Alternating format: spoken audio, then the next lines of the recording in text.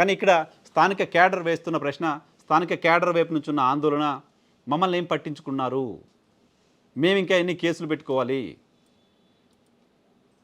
మొత్తం రాష్ట్రంలో అత్యధికంగా బిల్స్ పెండింగ్ ఉన్నది పులివెందుల నియోజకవర్గంలో కార్యకర్తలు, వైఎస్ఆర్ కాంగ్రెస్ పార్టీ కార్యకర్తలది. 100 కోట్ల రూపాయల బిల్స్ పెండింగ్ ఉండి గత ప్రభుత్వం చెల్లించకుండా అలాగే ప్రభుత్వం పోయింది.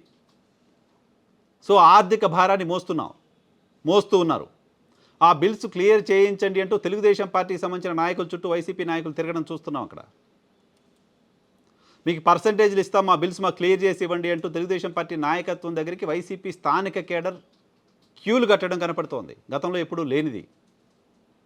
ఆర్థిక కష్టాల నుంచి బయటపడేయండి అంటూ తెలుగుదేశం పార్టీ నాయకత్వం దగ్గరికి వెళ్తున్న స్థానిక క్యాడర్ తెలుగుదేశం పార్టీకి వ్యతిరేకంగా కర్రబట్టుకొని నిలబడి ఎన్నికలు చేసే పరిస్థితి ఉంటుందా? సో క్యాడర్ కష్టాలను పట్టించుకోకపోతే క్యాడర్ని ఆర్థికంగా దివాలా తీసే పరిస్థితిలోకి మనమే తీసుకెళ్ళి ఈరోజు మళ్ళీ వాళ్ళు రోడ్డు మీదకి వచ్చి నిలబడి ఫైట్ చేయండి, కొట్లాడండి అని అడిగితే ఎలా అంటూ వైఎస్ఆర్ కాంగ్రెస్ పార్టీ నాయకత్వంలోనే గుసగుసలు వినపడుతున్నాయి. సో పులివెందుల పోస్ట్ మార్టం మొదలుపెట్టింది వైఎస్ఆర్ కాంగ్రెస్ పార్టీ. జగన్మోహన్ రెడ్డి నేరుగా ఫోన్లు చేసి మాట్లాడడం ద్వారా. సో ఈ పోస్ట్ మార్టం తర్వాత అయినా క్షేత్రస్థాయిలో కార్యకర్తల స్థాయిలో ఉన్న ఇబ్బందులు, వాళ్ళు ఫేస్ చేస్తున్న సమస్యలు వైఎస్ఆర్ కాంగ్రెస్ పార్టీ అధిష్టానం దృష్టికి ప్రాపర్గా వెళ్ళి ఉంటాయని స్థానిక నాయకత్వం ఆశ.